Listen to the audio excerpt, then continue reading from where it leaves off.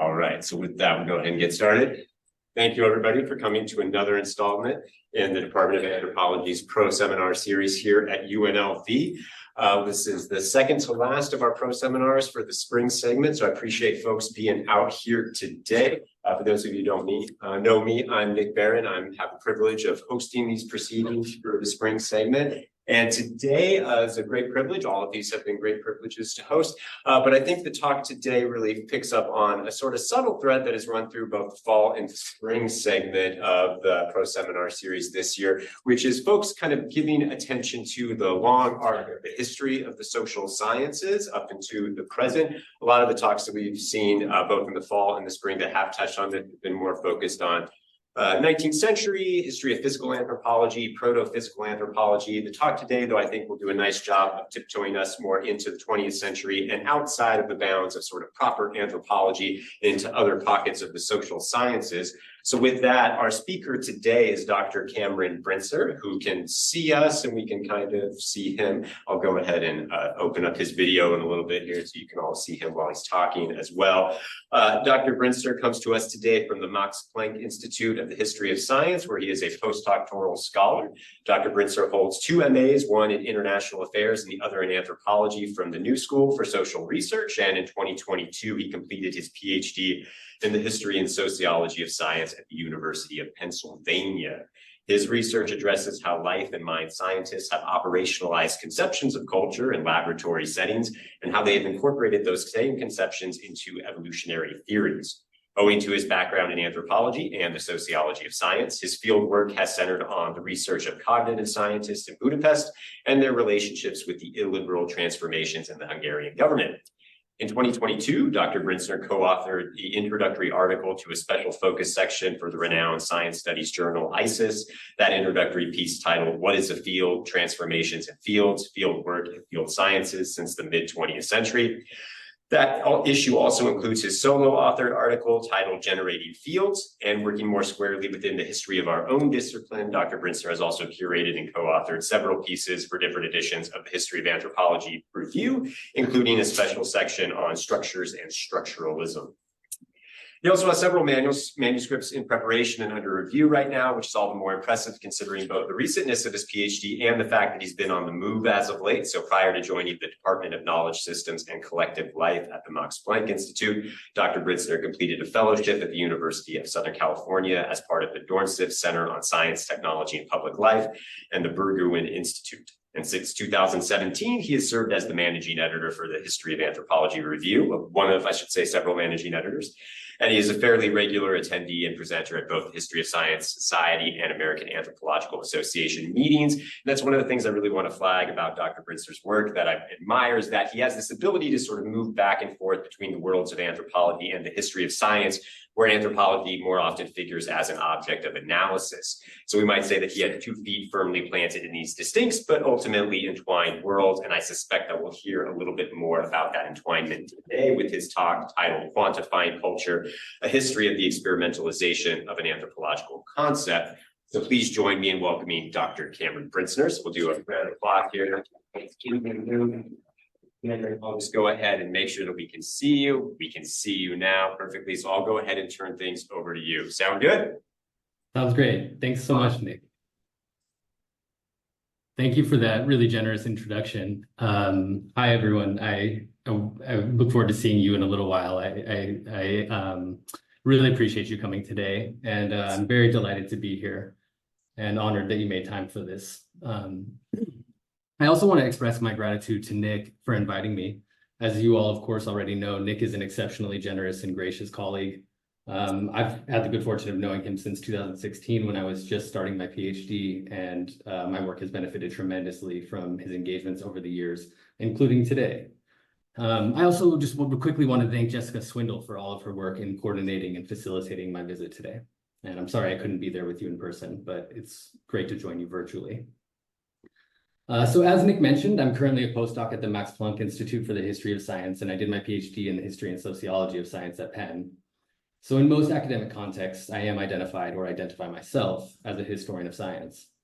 But I'm very excited to present this work in an anthropology department and to speak with all of you during the discussion, because I actually began conceptualizing my dissertation and now first book project while I was doing the MA that Nick mentioned in anthropology at the New School. So in this project, some of which I'll discuss today, I'm engaged with anthropology on the one hand as an object of historical observation. That is, this is partly a history of anthropology and adjacent life and mind sciences, while on the other hand, it participates in anthropology by drawing on and mobilizing ethnographic methods and anthropological concepts. To be very concrete, as part of my research, I did 14 months of fieldwork in and around cognitive psychology and neuroscience labs, where human cultures is studied experimentally. So briefly, this talk will be in 3 parts. In part 1, I will lay out the historical and anthropological problem that my work addresses. In part 2, I will demonstrate how I use the history of science to approach this problem. And in part 3, I will discuss how I mobilize anthropology to do so. So let us begin the problem. So my work combines historical and anthropological, archival, and ethnographic modes of inquiry in order to address a problem of historical and epistemological significance. The question at the center of this project is this: how was culture, long renowned for its ambience, elusiveness, and even imponderability, transformed into an object of experiment, computation, and precision measurement? Or put another way, how, when, and why was culture, once thought to be approachable only through long periods of embodied immersion in the field, reconfigured for investigations in the closed and controlled setting of the laboratory? So as students of anthropology, you all know that culture was first conceptualized as an epistemic object warranting its own science in the late 19th century. Here on the left is E.B. Tyler's Primitive Culture, first published in 1871, where the idea for a science of culture was articulated for the first time in the English language. Tyler famously defined culture as encompassing knowledge, belief, art, morals, law, custom, and any other capabilities and habits acquired by man as a member of society. On the right is a page from Bronislaw Malinowski's Argonauts of the Western Pacific, first published in 1922. There, he argued that new methods of ethnographic fieldwork were needed in order to study culture precisely because it was so elusive, ephemeral, and yet fundamental to human life. So culture for Malinowski could be glimpsed in part in the material object worlds that people constructed, partly in their behavior, partly in the subjective states driving the behavior. But culture could also not be understood by examining any of these things alone or out of their local contexts. For this reason, ethnographic methods of long-term embodied immersion, language learning, observation of daily life, interviews, and so on, had to be formalized, taught, and practiced by anthropologists. So in the late 19th and early 20th century, culture was a new scientific concept that was centrally involved in the formation of anthropology as a modern human science. It designated a vast, encompassing domain of human life and activity, but there was also something very specific about this domain, which necessitated ethnographic modes of research and analysis. As you probably also know, 100 years or so after Tyler and 50 or so after Malinowski, anthropologists turned the concept of culture into an object of critical reflection, revision, and sometimes rebuke. I won't dwell on this today, but I do want to note that cultural anthropology's crisis of representation, or reflexive or postmodern turn, was in nearly all of its manifestations also a moment of critically interrogating the racial, colonial, and gender politics of anthropological concepts, foremost among them being culture. Interestingly, at the very same time that anthropologists were articulating these critiques and concerns about concepts of culture, there was an absolute explosion of interest in and excitement about the concept across the sciences and the humanities. This is just a sample of a very widespread phenomenon. New subfields were formed within existing disciplines such as economics, geography, history, sociology, and novel fields entirely like cultural studies and later cultural analytics took shape. So within the academy, but outside of anthropology, the closing decades of the 20th century were in fact marked by an incredible proliferation of concepts and sciences of culture. In the late 20th and early 21st centuries, there's also been a growing interest in culture in commercial industries outside of the academy altogether. So these are screenshots from websites of 2 financial industry consultancies that explicitly mobilize concepts of culture and methods of anthropology to assist Fortune 500 companies with market and consumer research, as well as interventions aimed at shaping corporate organizational cultures. What I want to emphasize here is that if we step back and look at the conceptual career of culture in a wide historical lens, from its emergence as a modern scientific concept up to the present, we can see that, especially since the second half of the 20th century, there has been a massive expansion of stakes and meanings attached to the term, and an effusion of interest in studying it, both inside and outside of the academy. So in the relatively short span of a century, culture went from being the obscure province of anthropologists to something that nearly all the sciences had to know something about, that governments and international organizations should monitor, that corporations could commercialize or monitor or manage. So again, how can we make sense of this change over time? How is culture transformed into an object of experiment, computation, and precision measurement? What were the social, political, economic, and scientific conditions in which these new forms of knowledge about culture became valued and valuable? How can we get an analytic grasp on the changing meaning and stakes of the concept over time as it moved across contexts? So as a historian of science, my principal strategy here is to study these larger shifts through the analysis of illuminating and influential cases. My work uses the history of a science, or more precisely, a set of sciences, as a lens with which I can illuminate different aspects of these changes, glimpse the conditions and context in which they arise, the different values they serve, the aspirations they express, the assumptions they contain. So in my book project, I focus on the history and contemporary practices of a scientific field called cultural evolution, which formed at the interface of population genetics and cognitive psychology in the closing decades of the 20th century. Cultural evolution is a useful case study for examining these broader 20th century transformations of concepts and sciences of culture, because it has been an influential venue since the early 1970s for scientific attempts to wrest culture from anthropology and to constitute it as an object of experimental, mechanistic, and quantitative knowledge. Cultural evolutionists explicitly aim to remake the scientific study of culture, and anthropology itself in a sense, such that it privileges structural objectivity, quantification, prediction, control, and laboratory experiment. To give you just a couple other points of reference, the Cultural Evolution Society was established in 2015 to organize and institutionally consolidate the field. It had 600 founding members dispersed across the globe, though they were highly concentrated in North American and European universities. The field was given its first contours in the 1970s, as I said, but this was by population geneticists who wanted to extend biology's modern evolutionary synthesis to account for culture as a force in human evolutionary history. And by the 1990s, cognitive scientists and evolutionary psychologists were entering into debate with these life scientists. And then the field of cultural evolution really developed in the early 21st century around these debates between life and mind scientists about the nature of cultural transmission. Of course, studying culture from an evolutionary perspective is an aim as old as anthropology. Tyler's Science of Culture in 1871 was avowedly evolutionist, and historians of anthropology have characterized a wide range of 19th and early 20th century anthropologies as working within the epistemic parameters of one or another variety of evolutionism.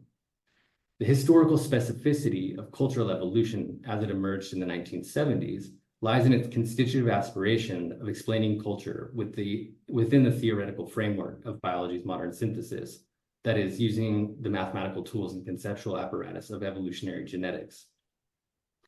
In my book project, I argue that culture encoded a post-war liberal political epistemology of human difference in evolutionary theory. So to wrap up this first part of the talk, I want to mention two bodies of scholarship that inform the way I ask and attempt to answer these questions. The approach to the history of science that is represented by these texts is sometimes called historical epistemology. In general terms, this kind of work in the history of science examines the ways that valuations of different forms of knowledge changes over time. For example, how the relative values of observation, experience, and experiment have shifted even within the same sciences. This literature also attends to the ways various sites of scientific activity, like labs and fields, are ascribed differential epistemic status and functions within the practice of science. And this work illuminates the ways that concepts and categories which seem fundamental to scientific knowledge at a given time and place are in fact contingent and specific to particular social, political, economic, and technical contexts. So this literature really grounds my historical epistemological question, so to speak, about how culture was transformed from an object of observational field science into one of experimental lab science. how culture went from being diffuse, elusive, and imponderable to mathematizable, mechanistic, and quantifiable. I wanted to know, what are the historical conditions in which this way of knowing culture became thinkable, much less valuable? Finally, I want to mention the genre that's sometimes referred to as lab studies or lab ethnographies.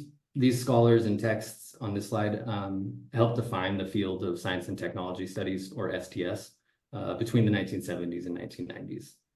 Lab studies were basically explicit efforts to use classic anthropological and ethnographic methods to study scientists at work in labs. They focused on the day-to-day practices of science, routines of scientific work, the material and instrumental basis of science. Some treated science as just another form of labor. Others focused on social hierarchies, gender and generational relations, and the economic and institutional infrastructures of science. They also paid close attention to the political values and ethical commitments that scientists held and pursued in their work. So this is a crucial body of scholarship for me that very much informed my ethnographic observation of cultural evolutionists at work in their labs. As I mentioned, I did a little over a year of field work, and that was based in a department of cognitive science, which had 4 experimental psychology and neuroscience labs. I also think that the lab ethnography and the anthropology of science, to the extent that that's still a thing, provide a very useful set of tools for addressing historical epistemological shifts that are still unfolding. So these broad and consequential changes in ideas about culture and the sciences which are authorized to speak on its behalf that I've been discussing remain ongoing. Some of the history hasn't made it into the archive yet. So a methodological argument I make in this work is that the ethnographic study of scientists and sciences can provide insight and data for these broader historical analyses as well. Okay, part 2, history. So in this section, I'm going to give you a little glimpse into some of the origins of this field. 2 events in the year 1970 marked the emergence of cultural evolution, I argue. At the Anglo-Romanian Conference on Mathematics in the Archaeological and Historical Sciences, the Italian population geneticist Luigi Luca Cavalli-Forza presented a paper in which he explored similarities between biological evolution and sociocultural change that might permit the mathematical formalization and modeling of their interaction. The same year, Cavalli-Forza co-authored an article titled Intelligence and Race with the German-British geneticist Walter Bodmer for the Scientific American. Intelligence and Race was a response to public articulations of scientific racism by the American educational psychologist Arthur Jensen and the physicist William Shockley. Read alongside one another, these 2 papers index the political and epistemological conditions in which population geneticists set themselves the task of mechanizing culture and quantifying cultural genetic coevolution. So in 1969, the scientific racist Arthur Jensen published a rather unhinged 123-page article in the Harvard Educational Review, arguing that compensatory educational programs were destined to fail because intelligence was hereditary and Black Americans were genetically inferior to their white compatriots. William Shockley praised Jensen in print and on Stanford's campus, where Bodmer and Cavalli-Forza were based, arguing that well-intentioned welfare programs were producing, quote, dysgenic effects, and that Black women with below average IQ scores should be remunerated for undergoing voluntary sterilization. Despicable stuff. In Intelligence and Race, Bodmer and Cavalli-Forza approached Jensen's and Shockley's arguments with dispassionate neutrality in the name of objectivity and scientific expertise. Quote, "We are geneticists who are interested in the study of the interaction between heredity and environment," they wrote, stating that their aim was to review for the non-geneticist, quote, "the meaning of race and IQ and the approaches to determining the extent to which IQ is inherited." Such a review, they claimed, could form a basis for the evaluation of claims about the genetic determination of measured IQ differences between races. Bodmer and Cavalli-Forza devoted most of their essay to explaining the ways that population geneticists operationally defined intelligence, race, inheritance, as well as the proper ways of interpreting relative, probabilistic, and statistical measures of genetic markers. They explained that complex behavioral traits like intelligence are influenced by the combined action of many genes, resulting in a level of complexity that eluded statistical tools in the scope of genetic explanation.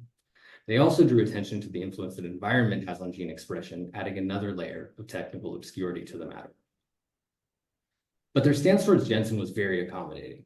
Quote, currently available data are inadequate to resolve this question in either direction, they wrote. They did not foreclose the possibility that genetics contributed to racial differences in IQ. They did not reject or denounce the values that Jensen's and Shockley's scientific racism articulated. Instead, they insisted that given the present state of the science, it was impossible to know for sure and no conclusion could be drawn. They suggested that to argue as Jensen and Shockley had that biological inheritance entirely determines IQ was to betray a certain statistical illiteracy and scientific naivete. In that sense, Bodmer and Cavalli-Force's intervention exemplified a tendency among liberal post-war life scientists, as Sebastian Gilriano writes, quote, not to discard race altogether, but rather to reform it in the technical terms of population genetics and thus narrow its usage to circumscribe scientific discourses. So Bodmer and Cavalli-Force's aim was to delegitimize racist claims by technically adjudicating good genetic and statistical science while maintaining a positivist commitment to neutrality and seemingly value-free technical evaluation. Culture provided an epistemic resource for this liberal anti-racism, allowing for a conceptual deflection of race as an appropriate analytic category altogether. Racial explanations of measured IQ differences had employed the wrong tools for the job, they wrote. Rather than race, such differences had to be understood with reference to culture.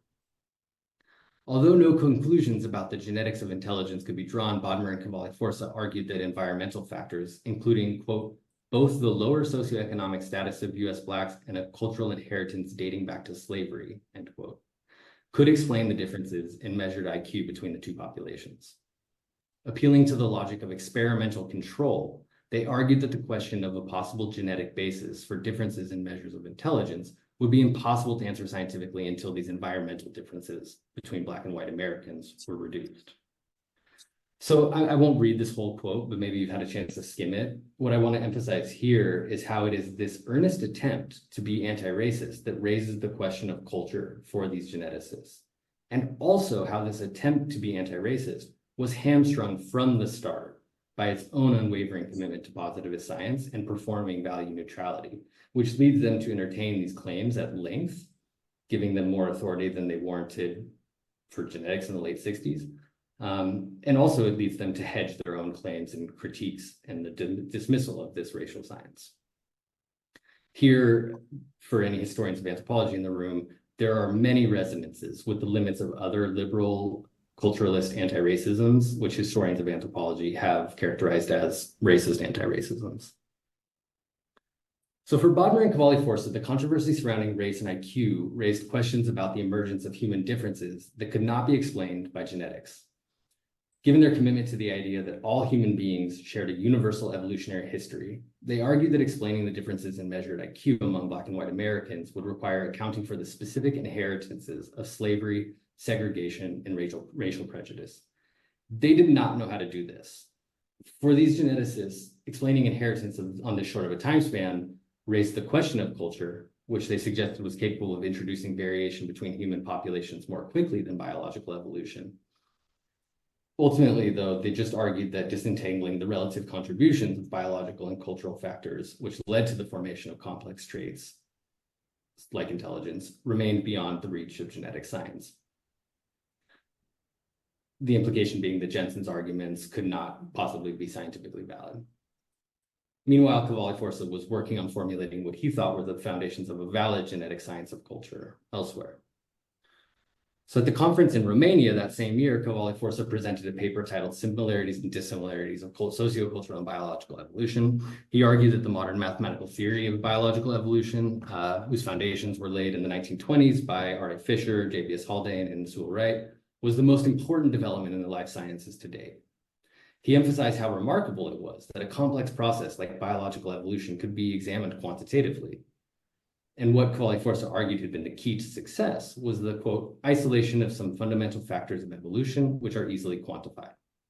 So building a modern evolutionary science of culture, he argued, would require the identification of an equivalent to the Mendelian mechanism of genetic transmission within the domain of sociocultural change.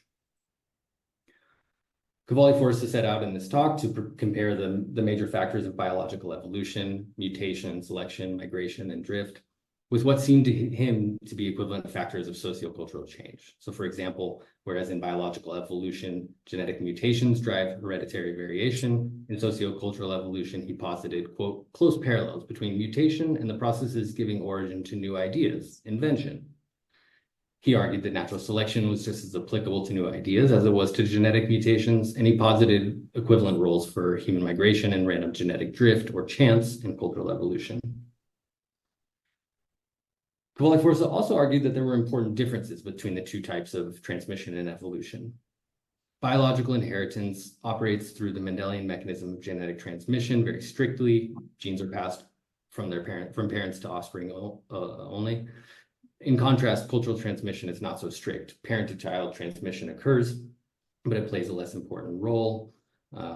Lots of culturally transmitted things take place through friends and siblings and teachers, as well as indirect transmission through books, media, and so forth. So to build a quantitative theory of cultural evolution, Cavalli-Forza argued, these distinctly cultural mechanisms of transmission would have to be mathematically formalized and modeled. This was also the only hope for ever scientifically disentangling the relative contributions of biological and cultural factors leading to complex behavioral characteristics like intelligence. So Cavalli-Forza told his biographers late in life that it had been at Stanford in the late 60s and early 70s when he realized that, quote, the concept of cultural learning was a valid weapon against racist arguments that differences between people were due to biologically determined racial differences. But he also explained that his interest in culture had been piqued in part by fieldwork expeditions that he conducted in Central Africa in the late 1960s. The motivation driving his fieldwork was the desire to study, quote, one of the few remaining groups of hunter-gatherers left in the world. Cavalli-Forza was fascinated by the fact that for 99% of their history, humans lived as hunter-gatherers until about 10,000 years ago when techniques of plant and animal breeding for food production altered the course of human history. For salvage biologists like Cavalli-Forza, social and geographic isolates such as the Central African pygmies provided geneticists with an opportunity to travel 10,000 years back in time. As Joanna Radin writes, to Cavalli-Forza, primitive communities were not necessarily people without history, but people who were history.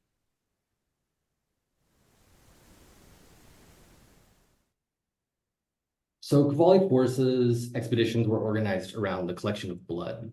As he described in the introduction to this volume, African Pygmies, the objective of his first field trip was to locate pygmies, since their whereabouts were only vaguely known, in his words, and then to convince them to give us blood samples. Cavalli-Forza and his team worked with local plantation owners and farmers to make contact with pygmy villages, and then they offered communities gifts such as salt, soap, cigarettes, and basic medical treatment in return for their blood. Collection was systematic, and during his first trip, Cavalli-Forza worked out a routine for examination, blood collection, storage, and shipping, which guaranteed that blood samples would arrive, quote, in European laboratories 7 days after collection, if not sooner. Cavalli-Forza wanted pygmy blood to analyze for genetic markers. His aim was to study the structure of populations, considering pygmies to be exemplars of human evolution before the advent of farming. By the time Cavalli-Forza made his first expedition to Africa, he had several lines of ongoing research in Europe that analyzed gene frequencies of blood types and DNA polymorphisms to calculate the genetic distance, as he called it, between populations. His fieldwork in Africa constituted an effort to extend the geographic range of this blood sampling and to make use of the pygmies' recent evolutionary isolation. Quote, we can simplify the process of reconstructing human evolution, he wrote, by concentrating most of our studies to indigenous people when it is possible to recognize them and differentiate them from recent immigrants to a region. So Cavalli-Forza considered these different lines of research to be parts of a unified project, which he had begun conceiving while studying bacterial genetics in Fisher's laboratory at the University of Cambridge in the late 1940s.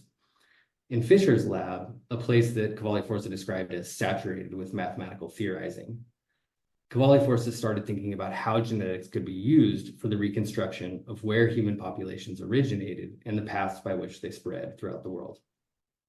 As he moved from bacterial genetics to human population genetics, he became convinced that human migration and genetic drift had played pivotal roles in the peopling of Europe. Studying genetic distances between populations on different continents convinced him that all humans had a common origin in Africa, and that the spread of populations from there could be reconstructed on the basis of genetic data drawn from living populations. By the late 1960s, Cavalli-Force's different lines of research were all pointing to the massive changes introduced into the trajectory of human evolution by the emergence and spread of culture. If he could effectively integrate it into evolutionary genetics, Cavalli-Force also thought the concept could provide an evolutionary and scientific justification for liberal humanism and anti-racism. Okay, part 3.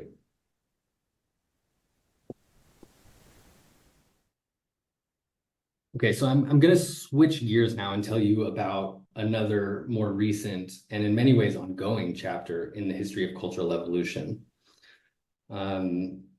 I'll try to go through this kind of quickly so that, we can save plenty of time for discussion. But here we'll jump from Stanford circa 1970 to the Central European University around 2020. And this guy, Dan Sperber, will be our vehicle. Sperber is a French cognitive scientist who retired recently, but was until then based at the Institut Jean Nicot at the ENS in Paris, as well as the Department of Cognitive Science at the Central European University, or CEU, in Budapest.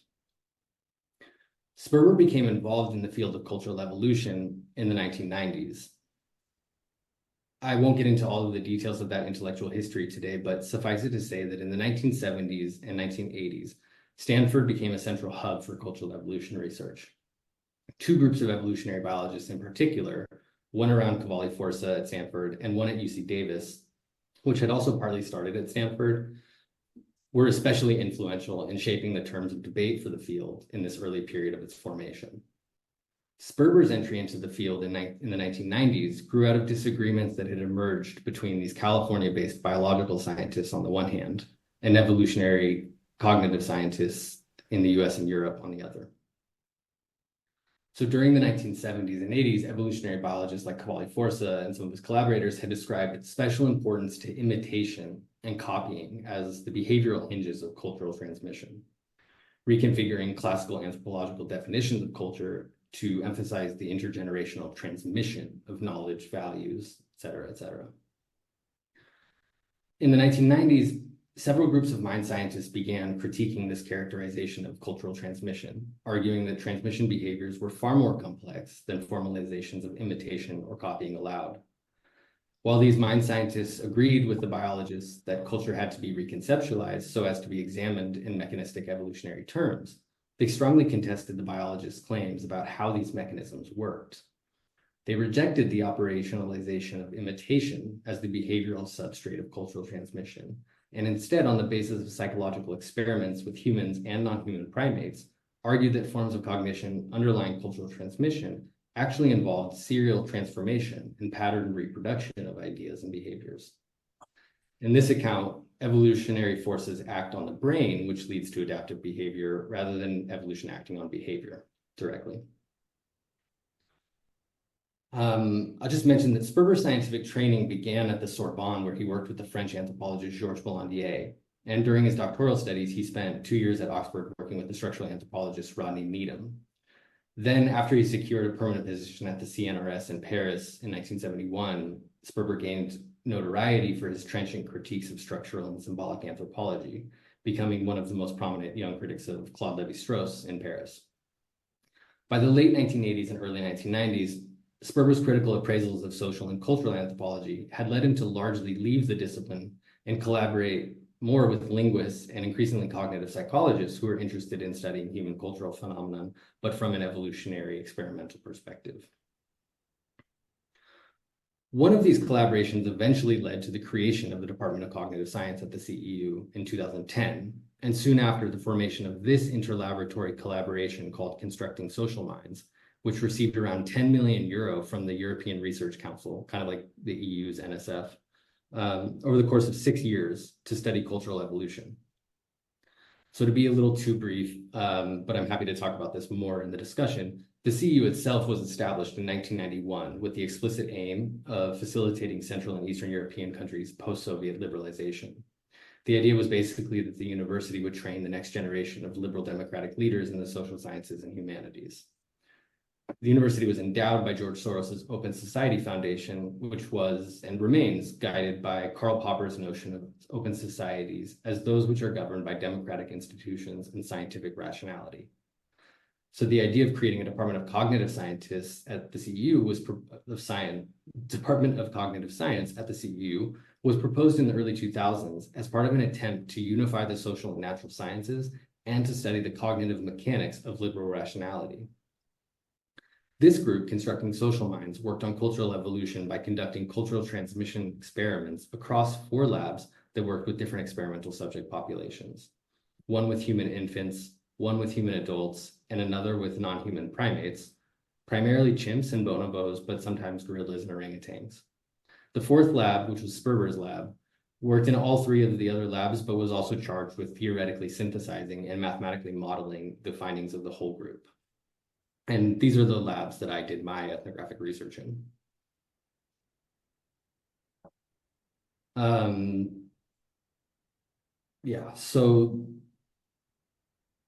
Sorry, I got a little mixed up. This is a screenshot from the article that Nick mentioned at the beginning that I published in ISIS. And this can, I show you this just to say that this is an example of the way that, an example of my sort of lab ethnographic writing.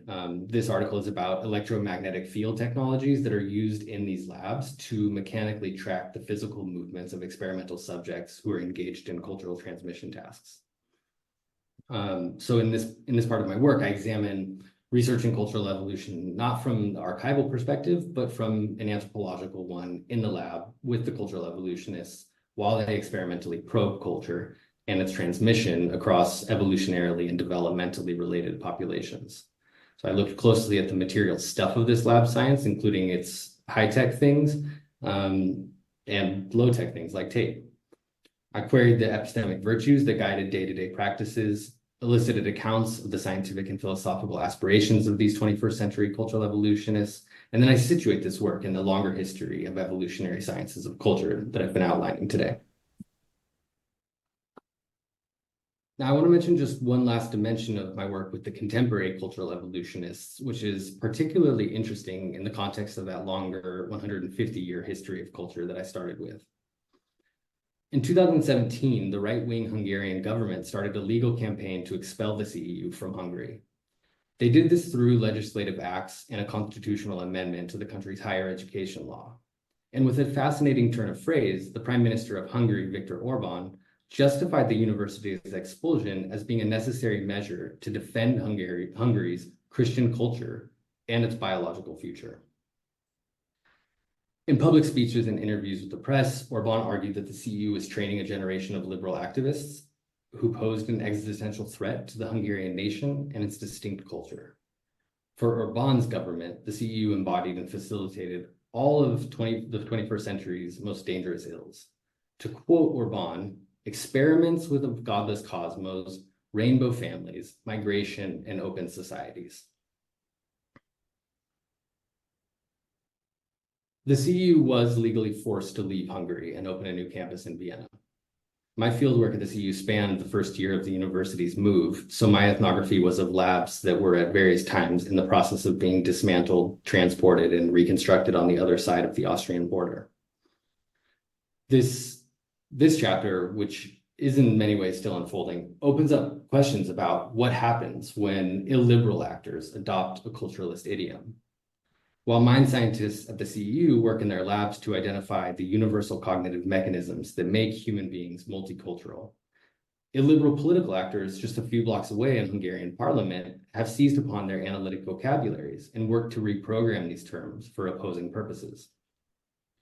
As a longer history of the sciences of culture shows, this concept is by no means limited to liberal anti-racist uses, and it has already been mobilized quite effectively to establish scientific hierarchies of the human. Moreover, as I tried to give you a glimpse in part 2, liberal anti-racism routed through culturalism has often found itself incapable of contending with unapologetic racism dressed up as biological determinism. And thus far, this recent chapter in the history of cultural evolution has been marked by a continuity of that. Confronted with the 21st century resurgence of biologically determinist racism, white supremacy, Malthusian populationism, and civilizational discourses, cultural evolutionists have continued to insist that positivist science and value-neutral technical evaluation will lead to evolutionary humanism, liberal multiculturalism, and cognitive universalism. And yet, this way of knowing culture is increasingly challenged and even materially displaced by those who want to use the concept to once again entrench incommensurable human difference as the ground of political life. Thanks. All right, thank you. Much appreciated, Cameron. I've been told in the past from some of our other speakers that the claps don't come through very well on the microphone, so just know there was clapping there. So thank you so much, and also thank you for being so judicious with your time. Much appreciated. So what we'll go ahead and do is we'll open up the room for folks who have questions. I know I have several. I'll try not to jump ahead of anybody in case folks have questions for Cameron for the time that we have with him today. I have a question. A couple. All right. Oh, go ahead. I didn't hear anything else. Well, mine might be a little more generic. I'm curious, because you just touched on it on the end, what would some of those experiments look like in the CEU? You had just mentioned them briefly in terms of transmission tasks. And just for curiosity's sake, can you talk a little bit about that? What does that look like? Yeah, Cameron, talk about that black box. Sure. Thanks so much for the question. So the black box, so really interesting. Cultural transmission experiments actually emerged in the late 19th century with some of those first cultural evolutionists who are actually doing these kinds of experiments in the field. And it, at that time, consists of just kind of repetitive tasks like drawing something and having the next person draw and sort of see how the drawings or the images change over time as they sort of get past, I don't know, like think about it sort of like a kid's game of telephone sort of thing. Today, cognitive psychologists and neuroscientists largely reproduce that with high-tech measurement technologies. So the cultural transmission experiment that I wrote about in the ISIS article consisted of basically an experimental subject sitting in front of a drum, it's a drum set, but it's made for labs. So it has sensors in it and all of these things.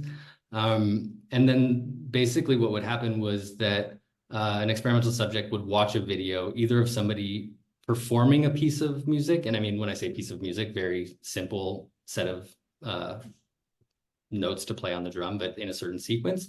And so they would either learn that from somebody who was performing, or they would learn that from someone who is explicitly teaching how to play that thing.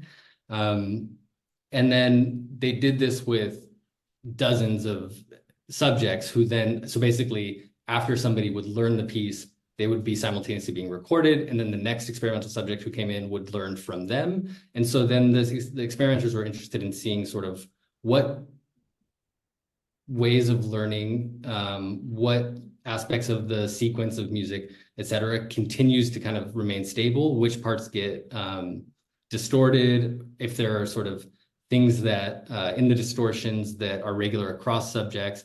And then they're measuring these things. So the black box emits an electromagnetic field.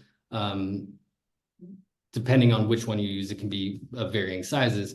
Within and then inside that field, the precise location, orientation of a drumstick or a person's hand or what have you is tracked constantly. And so then they do these kinds of visualizations of basically how people are moving their body, and they're interested in these kinds of kinematic representations of like how people are doing these tasks in these super minute ways. But the experiments themselves are very simple. It usually consists of like either some sort of musical task or some sort of drawing task or some sort of problem solving task. Then you have people repeatedly do this, learning from each other and sort of seeing what stabilizes over time, what gets passed on, what doesn't get passed on. Okay, interesting. And Cameron, if I could follow up on that, it's because it is, I mean, I cannot ever help noticing this from that piece that you wrote. It is a black box, and like the metaphor that often gets repeated in history of science, science studies is that scientists, can sometimes turn things into a black box, and that is the metaphor for things that we no longer really have conversations about. Is there any awareness of that in the labs that you observed, or was that just something as soon as you saw it, we're like, oh, well, this is an article in the making? Yeah, that was definitely how I felt about it. So I went into that lab to observe this experiment one day, and it was the experimenters were like really freaked out. An experimental subject was about to show up, and all of the data from the subject who had just left was really distorted, and they couldn't figure out what was going on, and they didn't know why the data was distorted. And so they asked me to help them. And so we started doing things like moving stuff around the room and like picking up, they have very large, like things that look like iPads, but are like 3 feet by 3 feet or something, like really huge touchscreens. So we're like carrying these around the room and moving, and I'm asking them, what's going on? Why are we doing this? And it was one of those like very anthropological moments, like, what is this ritual about? And it turned out that it was kind of an anecdotal, like trial and error kind of tactic, that they sometimes needed to move metal things away from the black box. That sometimes it wasn't clear when, sometimes if there were lightning storms, different kinds of things happened, that sometimes that their data would get messed up. And it was only through like really asking them why are you doing this stuff, that they're like, this thing right here in the middle of the experiment, this thing right here emits an electromagnetic field, and we don't know how to control it. So when like in that moment, I thought, okay, this is an article. Yeah. Fantastic. Other folks in the room first? Okay. I have a question. I've done some agent-based modeling and looked at cultural change from an archaeological perspective. So one of the things I did in the model I created was I looked at how ancient human hunting patterns would respond flexibly to changes in the environment, and that those changes may or may not accelerate the extinction of a species. And so I'm just wondering if you've ever analyzed or thought about looking at agent-based modeling or experimental cultural or cultural experiments from an archaeological perspective, because we can't go and interview people. We can just take the best data available to us and try and reconstruct it. That's fascinating. Thank you so much. I actually don't know anything. I haven't read about this. I have not focused on this at all. But I've now made a note and will. So I can't speak to that part. I can say that archaeological data has played a role in cultural evolution since the field sort of has existed. And Cavalli Forza, who I was talking about earlier, collaborated a lot with archaeologists, actually, especially in southern Italy. So he was really interested in Sardinia and Puglia and sort of different human migrations in the orders of thousands of years ago through that region. And so really I think of Cavalli Forza as for sure one of the founders of this field. And part of, I think, what made him successful in building a scientific program was that he was really, really willing to work with other kinds of scientists to assemble the stories he could. So he was a geneticist and primarily interested in analyzing different genetic markers. But he would then collaborate with either linguists or archaeologists or scientists of different kinds to sort of triangulate different kinds of data to make his arguments. So I think that in this field, at least, there has been a lot of fluidity and sort of interdisciplinary work from the start. And so archaeology is in some ways central to that. And yeah, to the agent-based modeling, I don't know, but I will learn more. And then if I can ever see you and we can talk about this again, then I will have a better answer. Thank you both for the question and the response. Other folks first, before I start punishing Cameron with questions. Have at it, Nick. Okay, very punishing, very probing questions coming your way, Cameron. No, obviously this is all fascinating, and I continue to be fascinated by your research. I wanted to go back to, and I appreciated that you put up, it was a visual representation kind of the literature and these sort of parallel histories at the beginning. And when you kind of started off talking about, I don't think you put too hard and fast of a date on it, but definitely as we get to the 1980s, at least in cultural anthropology, we have a lot of literature that is this very sort of self-reflexive critique of the discipline, but as you pointed out, a lot of emphasis on the culture concept and sort of what use is it? Also, as you mentioned, kind of tied into these pre-existing conversations around the discipline's relationship with things like colonialism and racism. But like also thinking about the narrative that you showed and this sort of parallel development with more on the biological sciences, as you're sort of saying, that's kind of coming out of the late 1960s, early 70s, the critique of the Jensen article. And so a lot of that is like, I would assume kind of like robust postmodern turn in cultural anthropology. So I guess this is kind of a convoluted way to ask, like, does the postmodern turn in cultural anthropology like bear any responsibility for the kind of seeding of the culture concept to the mind sciences that you're talking about that start to arise in the 1990s? Or is it just kind of, I don't know, a happy coincidence, at least for those who ultimately claim the concept, that cultural anthropologists just kind of started to either lose interest in the concept or became primarily interested in it as an object of criticism, if that makes sense? Absolutely makes sense. It's a really good question. Thank you. And, to be continued, like a long conversation to be continued for sure. My answer to that right now would be that the postmodern turn is not to blame for these life scientists picking it up. That as you said at the beginning of the question, some of them at least were already getting started well before the postmodern turn or any of this really gets going in cultural anthropology. I think there are a couple of interesting insights that we can pull out of this, though. So one is that there is a change. Let's see, which one first? Okay, I would say that the postmodern turn in cultural anthropology does register in this field. So you see a difference in the way they narrate, the cultural evolutionists narrate the importance of their own work or the epistemic gap that it fills or what have you is different after the 80s, or in the mid 80s, it starts shifting and they start actually saying anthropologists are abandoning this thing. They don't even want to deal with it, but it's worth knowing about and we should pick it up. Whereas in the early work of Quali Forces and some of the people that were like him working on this in the 70s, they're not talking at all about what is happening in anthropology. It's kind of after, I think you see those things, after they start seeing those things, or maybe they're aware of them on their campuses or what have you, that they start kind of imploding that as part of the justification for building their science, that it's kind of more important. Because a gap is opening. The other thing that I think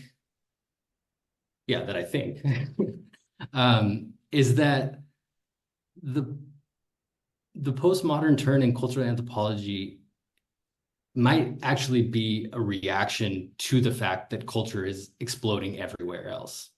So I tend to think of like American Anthro of the 80s as being something like what Foucault describes in the beginning of History of Sexuality, Volume 1, as the repressive hypothesis, the idea that you can't talk about this thing, and so you have to talk about it constantly. That this thing is like, we can't talk about it, so here's 14 new books on it this year.